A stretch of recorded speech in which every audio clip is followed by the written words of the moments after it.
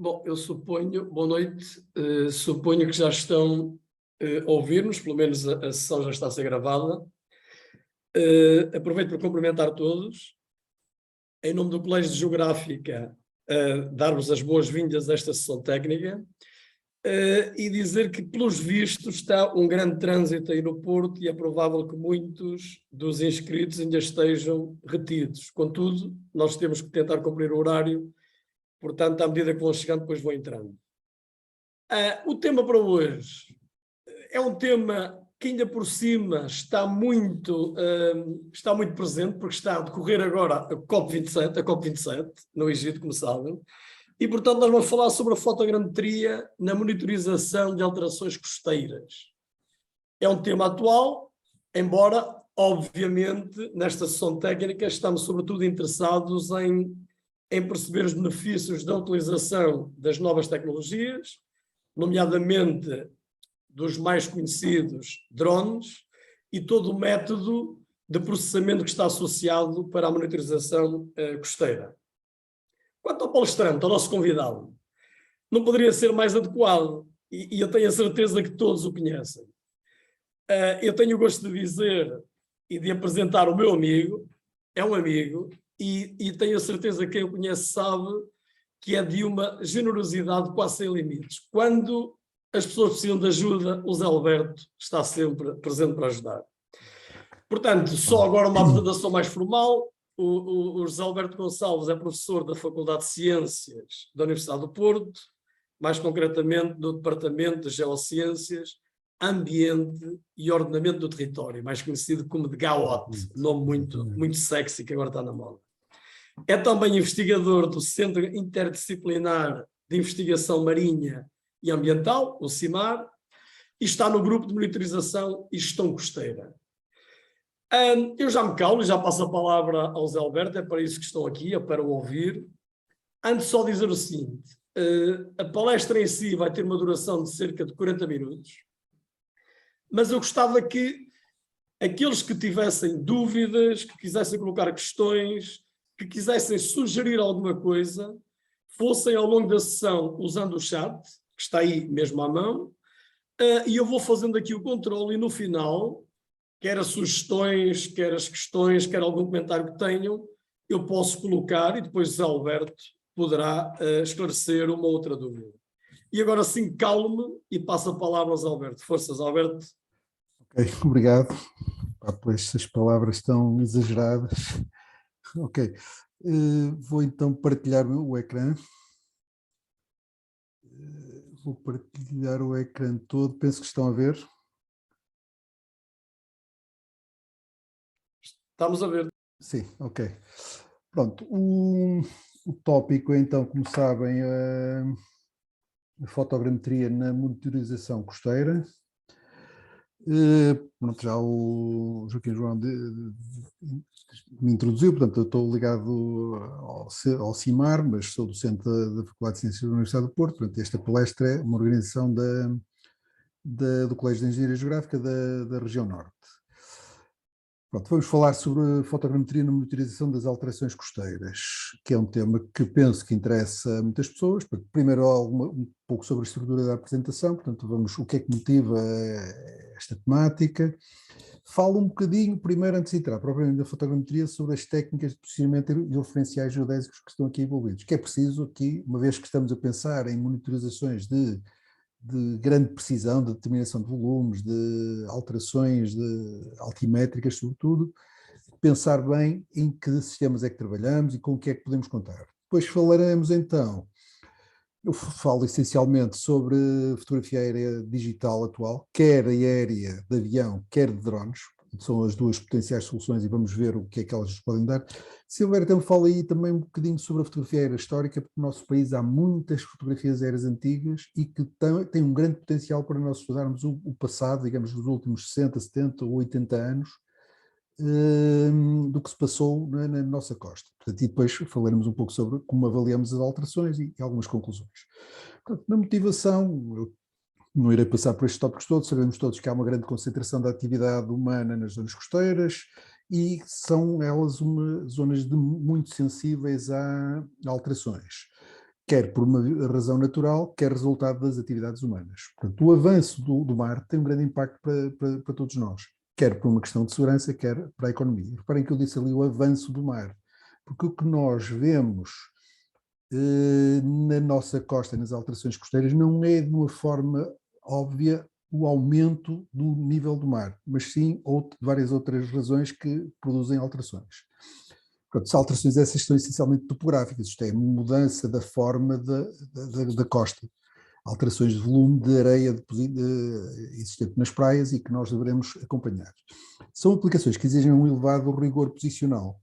Por exemplo, se quisermos avaliar balanços sedimentares, que volumes de areia desapareceram, que volumes de areia foram depositados, precisamos de facto de um elevado rigor posicional. E isto leva-nos para as técnicas da fotogrametria, primeiro porque usamos imagens, sobretudo, mas da geodesia também, pela questão do estabelecimento de referenciais para essa medição. Ora então, primeiro falarei um bocadinho sobre posicionamento GPS ou GNSS. O posicionamento por satélite está estabelecido como a principal forma de determinarmos posições de referência e que ao fazermos fotogrametria, inevitavelmente vamos usar o posicionamento por satélite. Portanto, é muito rápido, neste momento nós conseguimos precisões muito altas de forma muito rápida. E na fotogrametria, ou antes da fotogrametria, poderemos fazer diretamente levantamentos de praia, por exemplo, perfis de praia que se fazem frequentemente. Mas na fotogrametria usamos sobretudo para os pontos de apoio e para o cálculo de centros de projeção da câmara, a localização da câmara quando ela nos tira as fotografias. Numa perspectiva mais alargada, ligamos à parte imersa, temos também a batimetria. Claro que não usa técnicas diretamente da fotogrametria, mas o posicionamento por satélite está sempre também envolvido. No posicionamento, interessa-nos muito a componente altimétrica, a avaliação da alteração da altitude. Portanto, é importante preocupar-nos com o rigor que conseguimos para isso. Ora, a maior parte das pessoas que trabalham com levantamentos, com topografia, com este tipo de estudo de monitorização, usará provavelmente, ou se não sempre, pelo menos muitas vezes, a RNEP, a Rede Nacional de Estações Permanentes. Ela tem 42 estações em permanente operação, 17 estão próximas do litoral, portanto, se fizermos levantamentos no litoral, usaremos provavelmente estas estações. Tem uma distribuição bastante densa, portanto, nós em qualquer ponto da nossa costa temos uma estação a menos de 35 km. E, digamos, metade da nossa costa fica a menos de 20 e poucos quilómetros, okay? Da estação mais próxima. Portanto, estamos sempre em situações de termos uma estação muito próxima, ou seja, conseguimos um posicionamento bastante rigoroso. Portanto, habitualmente, posicionamento RTK, com os receptores que são utilizados atualmente, facilmente nos permitem ter precisões de quer planimétricas, quer altimétricas, normalmente da ordem dos 2 centímetros, com tempos de observação muito curtos. Isto é, eu consigo fazer levantamentos muito rigorosos em tempo muito curto. Há uns anos atrás não conseguíamos isso. Atualmente é essa a situação. Portanto, isso é adequado para os trabalhos que fazemos na costa. A RNEP é uma rede mantida, portanto, é de acesso gratuito, o que é de facto muito bom. É mantida pela Direção-Geral do Território, que investiu muito recursos na criação desta rede, e dizemos aqui, portanto, e a rede não foi montada toda de uma vez, e que há outras redes que são todas montadas de uma vez. Esta foi, digamos, estações foram introduzidas, foi começando a haver uma cobertura cada vez maior, mas isso gerou aqui alguma inconsistência de valores de referência, de coordenadas e altitudes de algumas das estações. Portanto, na página da DGT é-nos referido que a precisão é melhor que 10 centímetros. Quem utiliza este tipo de técnica de posicionamento sabe que normalmente é um bocado melhor do que isso. É mais uma questão de exatidão do que de precisão. Na realidade, o que se observa, e isso é conhecido e é documentado pela própria Direção-Geral do Território, há alguma discordância altimétrica entre estações costeiras, entre as estações, portanto, em particular nas costeiras, portanto, coisas em média da ordem dos 5 centímetros, isto é, e num caso ou outro até um pouco pior.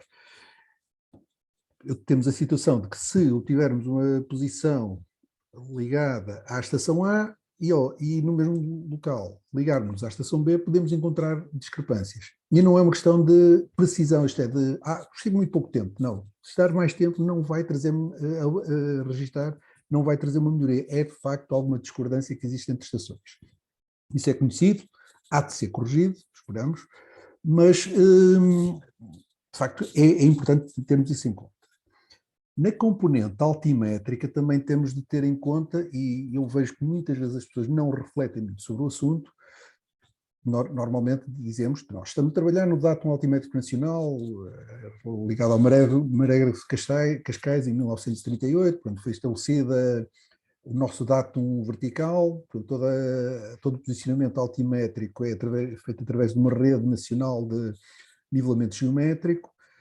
É pacífico, todos usamos isso. Mas, se estivermos a usar GNSS, portanto, posicionamento por satélite, não é bem a mesma coisa. Isto é, uma coisa é eu fazer uma ligação por nivelamento geométrico aos pontos, às marcas de nivelamento da rede nacional de nivelamento, e outra coisa é usarmos o posicionamento por satélite e um modelo geoide que nos vai corrigir, portanto, transformar a altitude acima do elipsoide em altitude acima do geoide.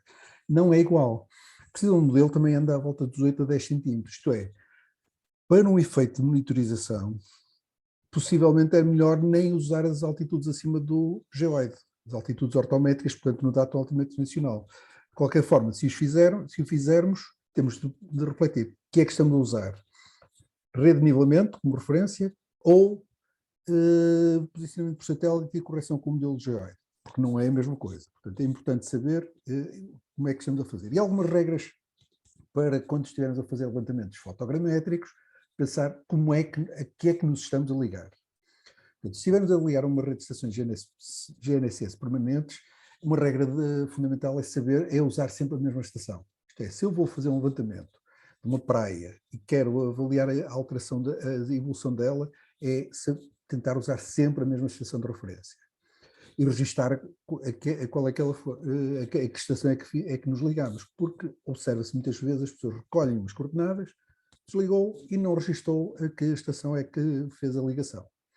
E uma coisa que também muitas vezes não se faz é gravar as medidas feitas com o receptor para um eventual pós-processamento e termos a certeza daquilo que obtivemos.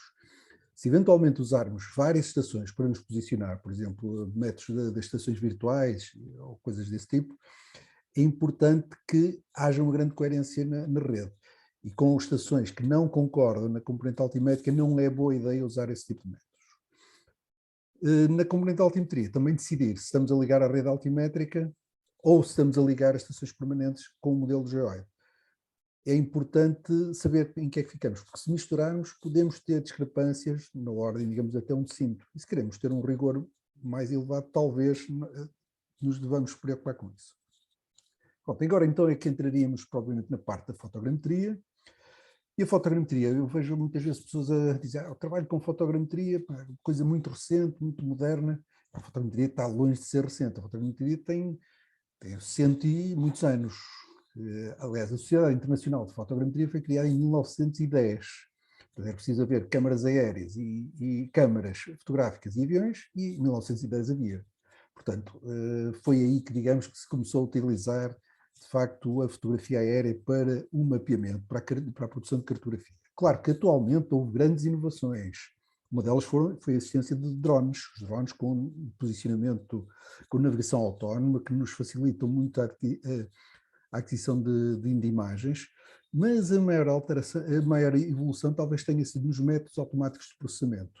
Métodos que foram buscar à visão computacional, portanto, à computação, à informática, formas de processamento, porque há muitas outras áreas, por exemplo, na robótica e nas técnicas industriais de detecção de formações dos produtos industriais, em que estas técnicas também são usadas. Portanto, essa necessidade criou muitos novos métodos e que facilitaram muito o uso da fotogrametria.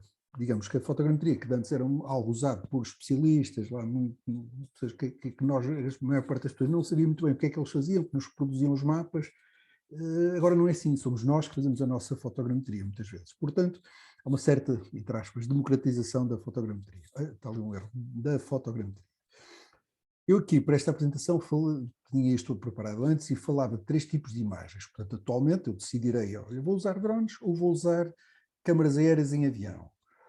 Mas temos também as fotografias aéreas históricas e eu depois preferirei muito sumariamente, mostrarei muito brevemente alguns exemplos, que nos mostram o que aconteceu. Portanto, há fotos que têm, de facto, muita informação para combinar com aquilo que fazemos atualmente. Portanto, nos novos métodos de processamento, eu aqui passarei um bocadinho sobre isso, para quem trabalhar diretamente com este tipo de técnicas perceberá que há 20 anos não se fazia nada disto. Por exemplo, a identificação automática de pontos homólogos, pontos comuns a várias imagens, era um processo manual, que o operador fazia a identificação, as orientações relativas, etc. Atualmente isso é um processo totalmente automático, que na comunidade digamos, da visão computacional é normalmente descrito como alinhamento das imagens. É uma orientação relativa dentro da linguagem tradicional da fotogrametria. Outra coisa que também não fazíamos normalmente, que agora temos de fazer, é a autocalibração da câmara. Vou falar sumariamente o que é que isso é. Falarei sobre o processo, como é feita a georreferenciação de todos os nossos trabalhos, o conceito de nuvem densa de pontos e depois de modelo digital de superfície, que é o que nos permite, digamos, modelar, representar a forma dos objetos de estudo, no nosso caso aqui as praias ou a zona costeira. Então, um algoritmo muito importante que foi desenvolvido para ser aplicado aqui é o SIFT, Scale Invariant Feature Transform. Há um autor, portanto, uma pessoa da área das ciências de computação, David Love, da Universidade Americana. Ele publicou coisas antes, mas o artigo principal foi em 2004, em que apresentou um algoritmo que passou a ser muito utilizado e que esse algoritmo identifica pontos comuns a imagens. Eu aqui fiz um GIF animado para mostrar 2 imagens diferentes, mas do mesmo local, portanto um par estereoscópico. Portanto, o algoritmo que gera são pontos comuns às imagens, portanto, sem qualquer informação inicial. E um algoritmo que funciona muito bem. Claro que não funciona se houver alterações significativas entre as imagens. Por exemplo, sobre a água, não vai funcionar.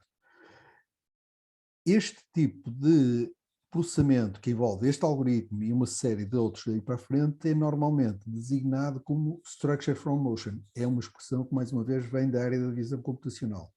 No fundo, Structure from Motion é obter a partir do movimento, isto é, de uma câmara que se move e que obtém imagens dos objetos e que obtém informação da estrutura dos objetos. Okay? É o que a fotogrametria sempre fez, não é? Uma exemplificação aqui desse algoritmo, portanto, um par de imagens, um algoritmo identifica pontos comuns. Se fôssemos nós, com a nossa visão a identificar pontos comuns, não escolheríamos provavelmente estes pontos. Portanto, o algoritmo usa uma técnica que é diferente daquela que o nosso cérebro normalmente irá para pontos onde há alterações óbvias de cor, de forma. Portanto, e não precisaríamos escolher tantos pontos assim para fazer uma orientação relativa. Estes algoritmos geram muitos pontos e que depois são identificados como sendo comuns, pontos homólogos ou não. Portanto, passam por um processo matemático, digamos, que é o tal alinhamento das imagens, que é uma orientação relativa e que, para explicar conceptualmente o conceito de orientação relativa, para quem estudou fotogrametria há uns anos atrás, essa orientação relativa faz-se num sistema de coordenadas arbitrário. Isto é, eu posso pegar em 2 imagens com pontos comuns entre as imagens e determinar uma posição e orientação relativa de uma imagem em relação à outra, fixando um sistema arbitrário, um 000, numa das imagens.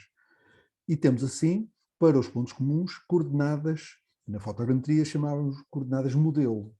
Estas coordenadas não estão num sistema georreferenciado. Posteriormente virão a estar.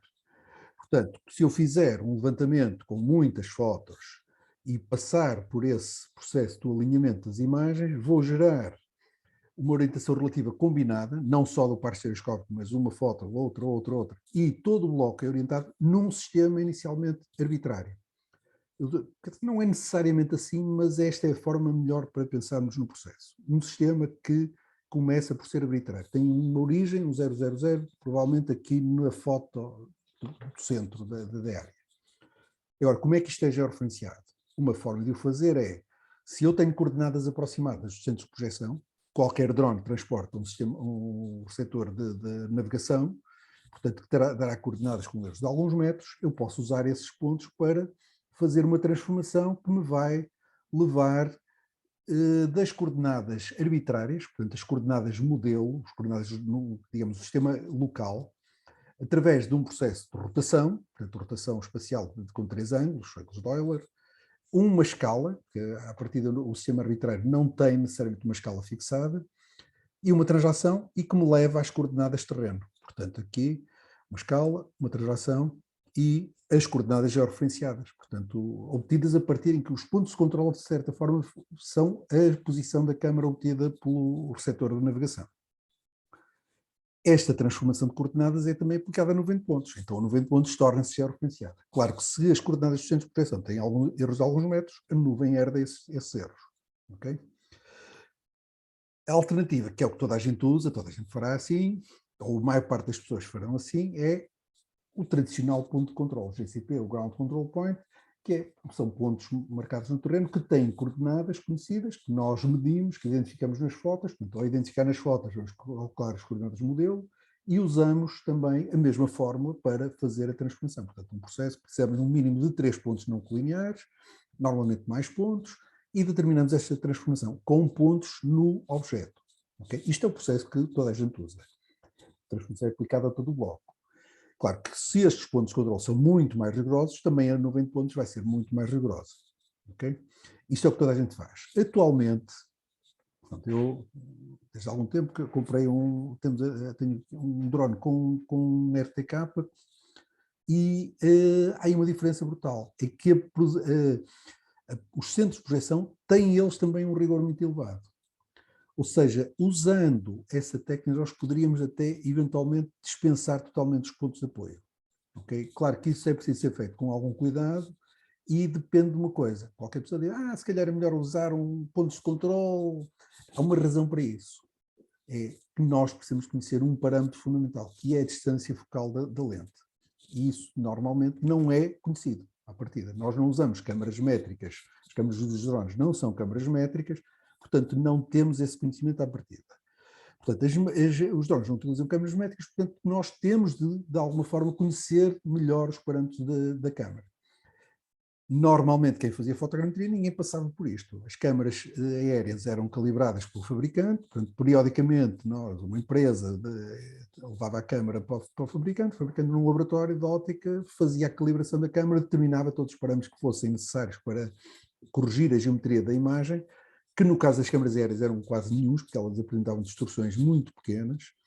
Atualmente, pequenas ou não, nós não os conhecemos. Então isso tem de ser tratado. E para quem tiver alguma experiência de processar imagens com drone, provavelmente cruza-se com isto. A posição do plano principal, a distorção radial e uma distorção tangencial, para corrigir, passar do que existe na imagem real para uma imagem ideal, em que não há distorção introduzida pela lente. Portanto, que, digamos, uma lente ideal, a luz percorre a lente sempre com linhas retas e gera imagens, por isso que falamos de equações de colinearidade, através de linhas retas. Portanto, se não acontecer, temos de modelar matematicamente o que acontece nesse passo. Portanto, o que nós fazemos no processamento atual é, no processo de orientação das imagens, com os pontos de controle, com isso, meter aqui em jogo também estes parâmetros da câmara, que chamamos, então, um processo de autocalibração. É claro que isso pode ser fácil ou não, é preciso, normalmente funciona bem, mas eu vou mostrar já um exemplo em que não funcionou assim tão bem. E uma má calibração, especialmente a distância focal, tem um impacto grande no resultado. Aquela questão de usar ou não usar pontos, de usar um drone com posicionamento por satélite RTK na câmara, no próprio drone, requer o conhecimento da distância focal correta. Portanto, e há estratégias para melhorar isso, portanto, eu não vou falar agora em pormenor sobre isso, mas, eventualmente, os pontos de apoio podem ser totalmente dispensados. Aqui um exemplo de uma fotografia original e a fotografia corrigida do efeito da distorção radial, sobretudo a radial aqui, que é um efeito grande. Portanto, isto tem, de facto, de ser bem modelado, porque senão não temos uma correta georreferenciação da nossa informação.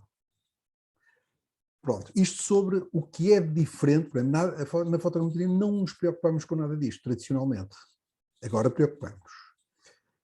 Claro, se continuarmos a usar fotogrametria aérea com câmaras aéreas tradicionais para a fotogrametria, talvez não usaremos métodos automáticos também, mas não nos precisaremos provavelmente preocupar muito com a calibração da câmara.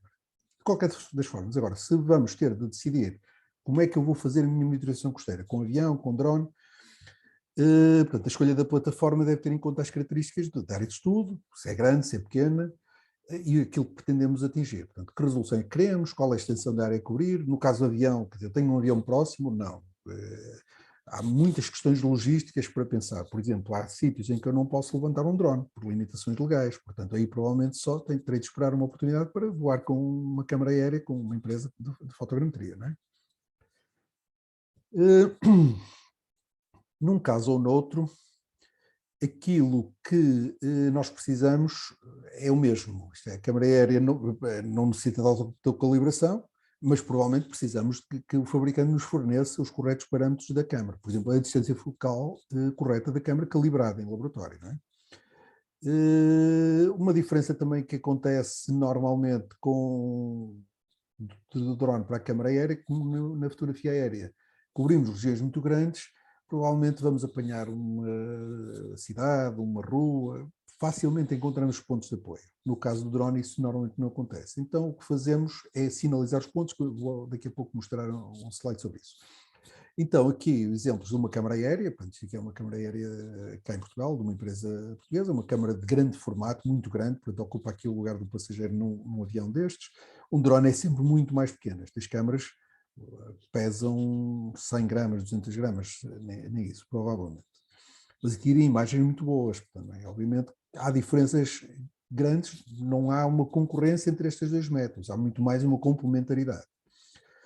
Se eu fotografar, por exemplo, aqui uma imagem de avião, uma única imagem, aqui é a desembocadura, o estuário da Foz do Rio Minho, portanto isto aqui é do lado norte já é Galiza, aqui é Praia de Moledo é aqui para baixo, portanto é Mata de Camarido, aqui é, digamos, o início do estuário do Rio Minho.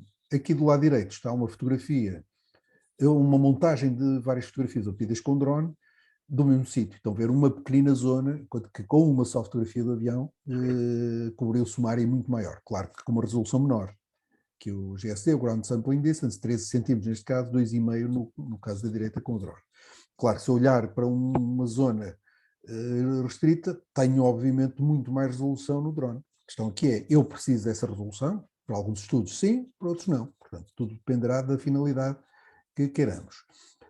Ora, a determinação dos nossos levantamentos precisa então daquele processo de georreferenciação, a posição do centro de projeção da câmara, etc, etc.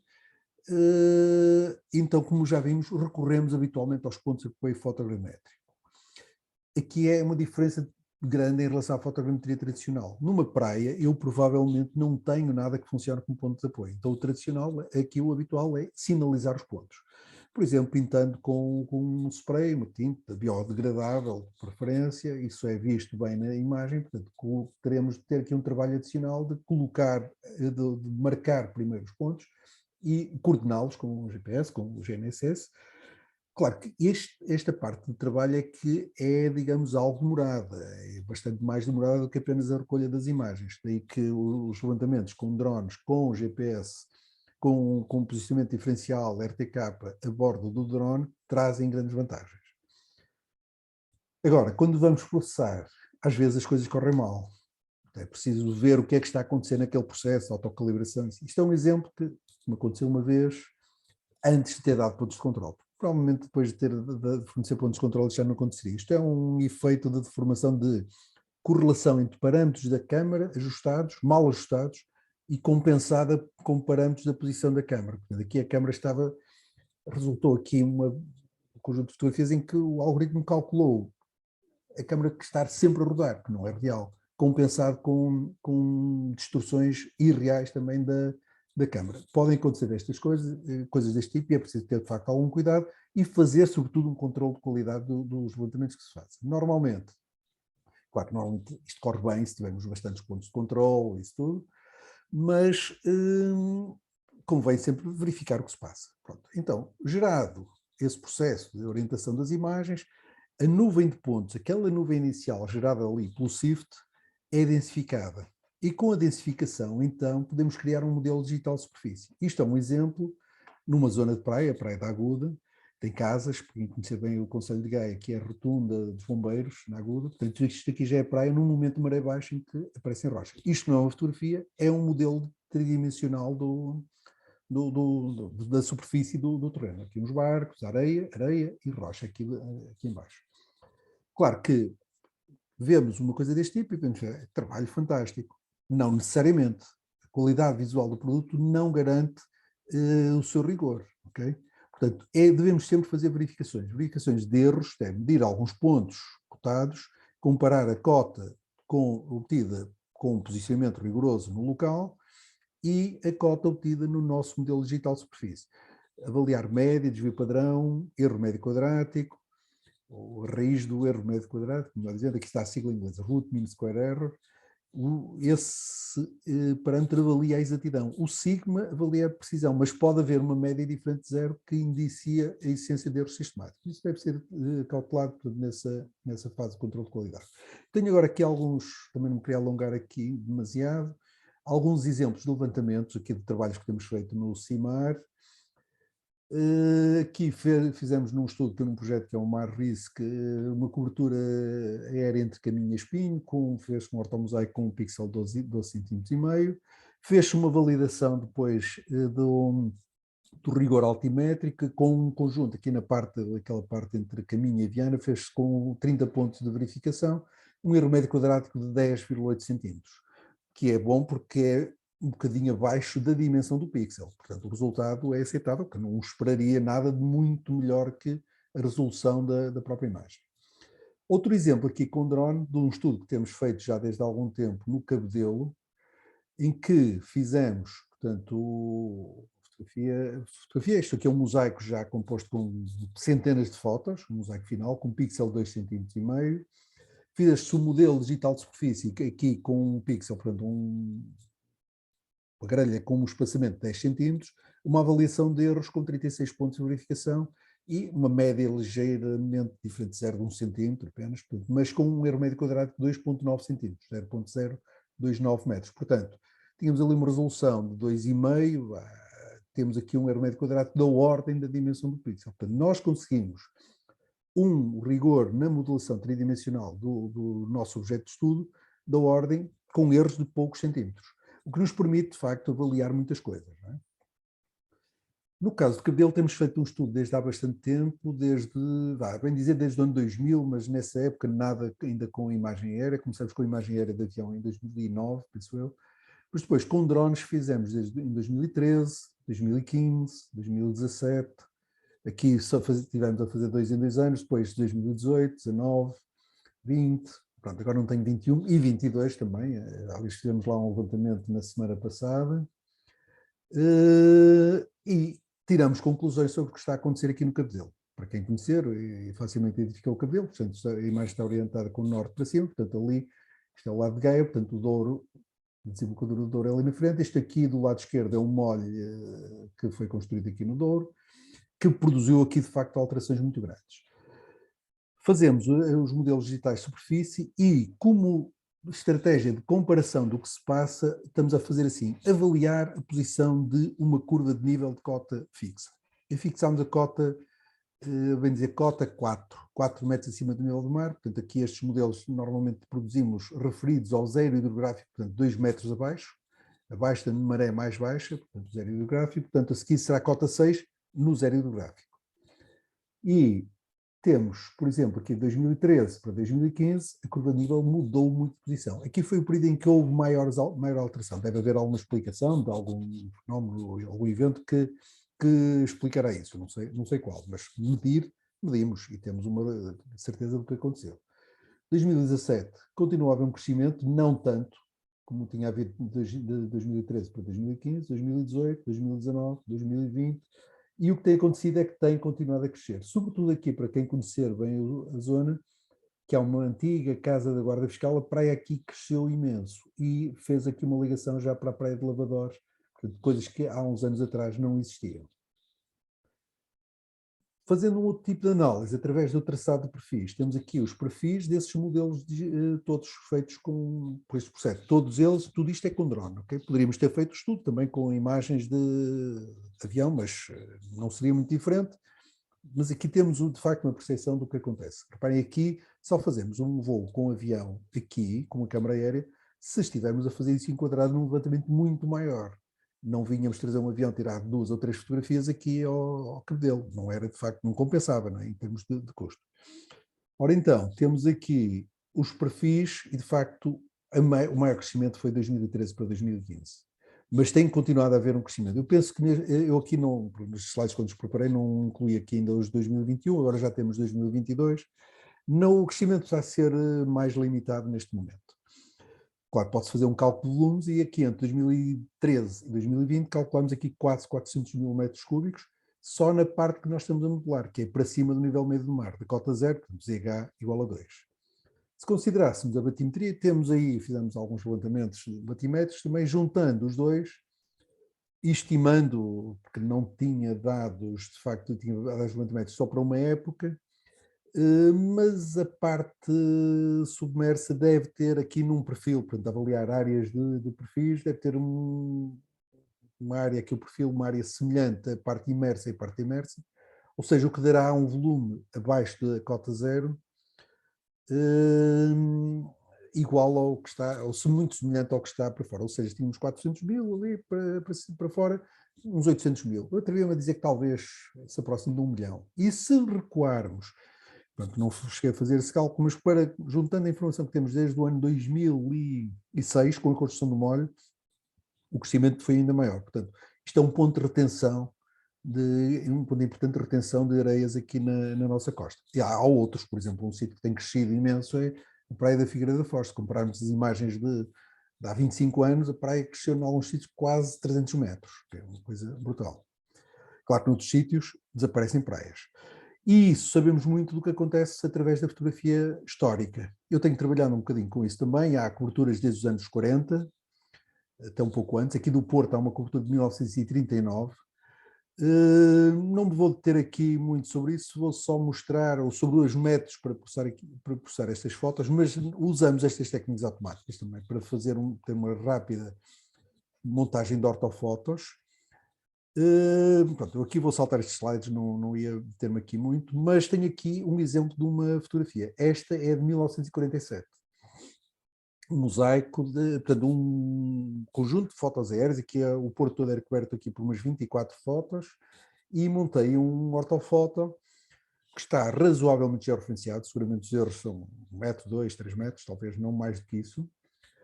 Não há ponta rápida, reparem aqui, uma série de diferenças. E cá estava a restinga, portanto, o cabedelo com a sua forma naquela época. Comparando, por exemplo, aqui fiz também um orto de 58, não houve alterações dramáticas, mas nesta época havia mais alterações, porque havia o efeito das cheias do rio, que depois com as barragens deixaram de acontecer com a mesma intensidade. É claro que uma comparação apenas de fotografias deve ter em conta que se a maré estiver cheia ou se a maré estiver baixa, é diferente. A área exposta ao exterior não é igual. Portanto, nós podemos facilmente ser induzidos em erro com alguma interpretação simplista, sem ter em conta o estado da maré. Por isso é que nós, para comparar as imagens dos drones, usamos uma curva de nível de referência, para ver onde é que está a curva de nível de uma época para outra. E isso dá-nos uma percepção de o que é que efetivamente foi alterado em termos de posição da costa.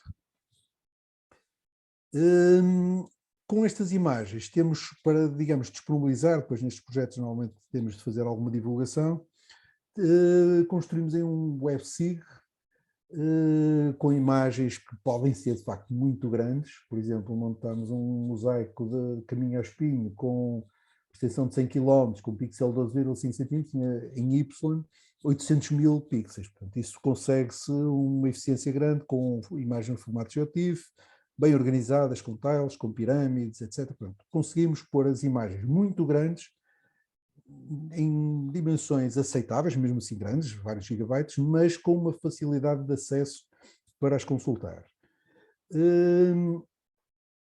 para quem estiver interessado em ver alguma coisa disso, temos aqui um servidor no CIMAR, que eu poderei entrar lá. Aliás, eu tenho aqui, portanto, o link é aquele que estava aqui nos slides, gis.cimar.p.pt, CIMAR com 2 i's.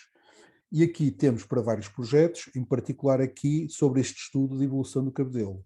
Portanto, e aqui o que nos surge é um mapa, digamos, em que podemos ligar ou desligar as diferentes coberturas. E temos aqui muitas. Vêm desde 47, 58, 70, 95. Depois aqui começamos com muitas de UAV.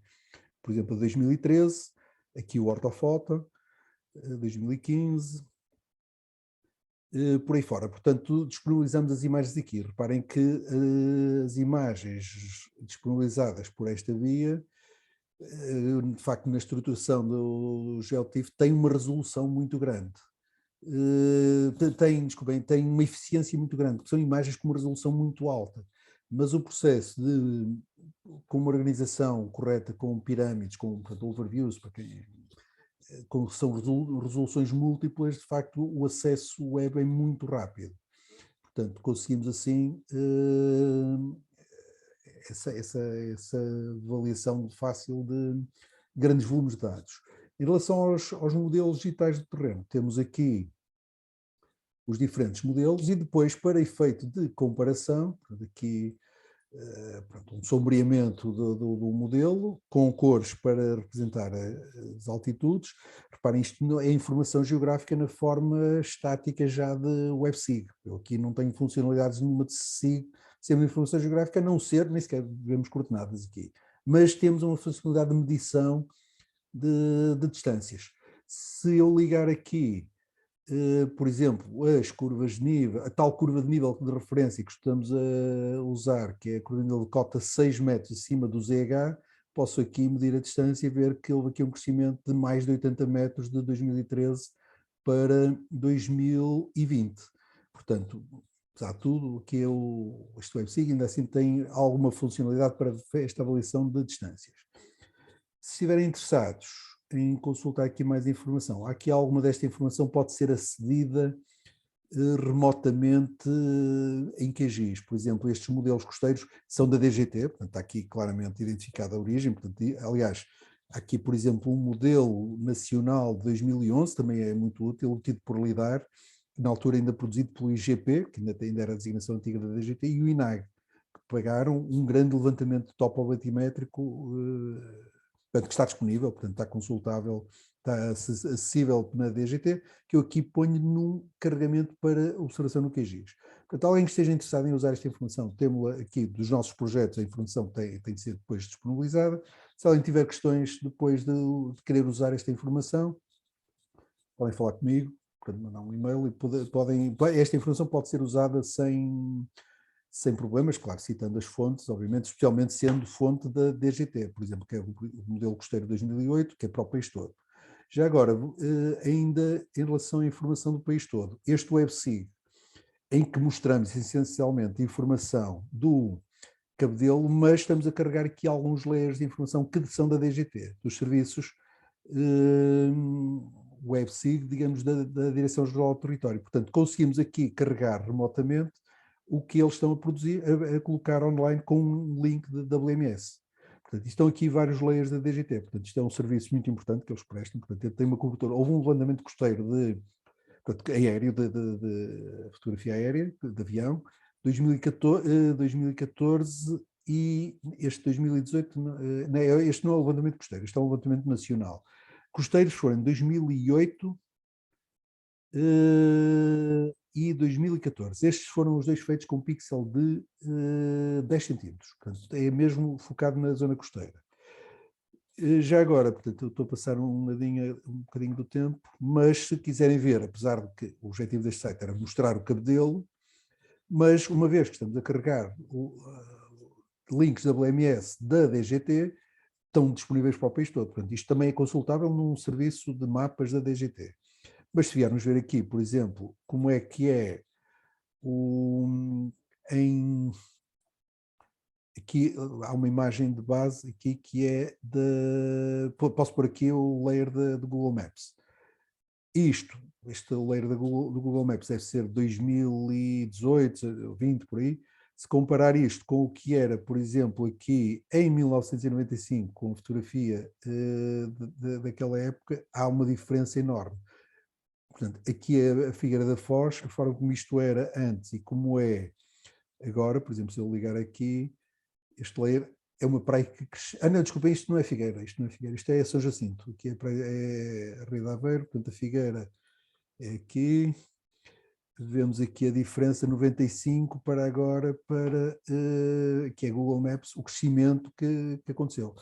Portanto, isto aqui, qual é a razão disto? São as obras costeiras, que têm uma finalidade, obviamente, mas têm uma consequência, não é? Portanto, e obviamente, quando elas são feitas, esta consequência é pensada. Nós sabemos que vai haver acumulação de areia. Claro que temos depois é de controlar o que é que está a acontecer aqui, não é? Mas a Praia da Figueira cresceu muito por causa deste molho, portanto, e todos sabemos, aqui basta olhar para o perfil da nossa costa, sempre que há um molho, há uma acumulação de areia. Isso é facilmente, então, avaliado com a fotogrametria. Portanto, eu tinha aqui um slide de conclusões, mas não há aqui... Portanto, isto era um print screens do que eu estive a mostrar aqui. Portanto, as conclusões são mais ou menos triviais, não é? Portanto, a fotogrametria é uma excelente técnica para a monitorização costeira. Claro que poderíamos recorrer também ao LIDAR. A fotogrametria tem custos inferiores e não tem uma resposta que possa ir tanto para a zona da areia úmida, portanto o LIDAR tem uma melhor cobertura. Há um Programa Nacional de Monitorização Costeira, que é o Programa COSMOS, da APA, da Agência Portuguesa do Ambiente, que tem promovido a produção de levantamentos fotogramétricos e, em princípio, irão passar a ser feitos com LIDAR também por causa das zonas de areia úmida, de haver alguma penetração numa camada fina de água e ter mais informação naquela parte já da arrebentação da água, da arrebentação do mar.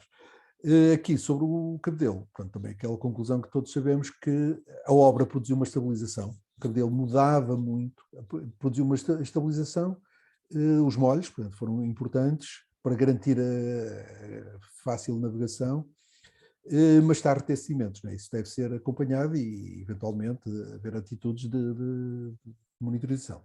Pronto, isto termina, de facto, a minha palestra. Portanto, alguma questão que queiram colocar, estou ao dispor. Ok? Ora, muito obrigado, Zé Alberto.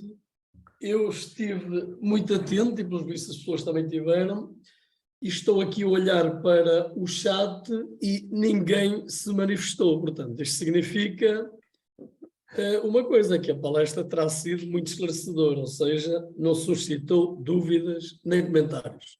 Eu volto a perguntar uma última vez se alguém, e podem usar o chat, se quer fazer algum comentário, alguma questão, aproveita agora a presença do Zé Alberto e pode fazer. Eu, se calhar, parava a partilha. Sim, pode. Okay.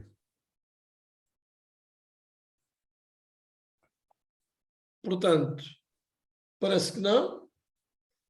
Assim sendo, só me resta agradecer a disponibilidade do Zé Alberto, como eu dizia na introdução, está sempre disponível, por um assunto tão interessante, um assunto que se calhar não exatamente a monitorização costeira, mas em múltiplas aplicações, sobretudo nós, engenheiros geógrafos, e outros, nem todos são engenheiros geógrafos, certamente quem esteve a assistir, mas usa agora estas novas tecnologias, quer para a aquisição de imagem, quer para processamento e depois análise desses resultados.